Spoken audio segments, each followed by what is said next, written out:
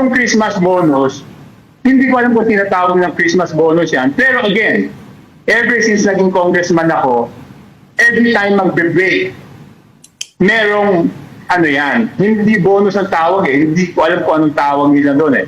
But every time magbe-break, so ibig sabihin, ang break namin is yung papuntang undas, di ba? Yung bago mag-undas, dapat tapos na kami sa budget. So may break kami doon. Meron yan. Okay? Pagtapos namin mag-break, magbe-break ulit kami pang Christmas. Meron yan. Easter break, Holy Week, meron ulit yan. So next question is, binibigay ba sa lahat or hindi? At natanggap ko na ba yung 2 million ko this Christmas o hindi? So yung akin, hindi ko alam kung kasama ako dahil wala naman akong natanggap. Sir, wala ka natanggap? Na sinasabi mo, yung Christmas na sinasabi yung 2, wala akong natanggap. Meron ako isang beses na hindi ko natanggap.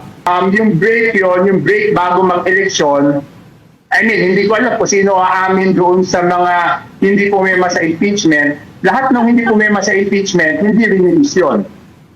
Aha. Magtanong kayo, no? Siyempre yung mga pumema, nakatanggap yun. Hindi naman aamin yun, di ba?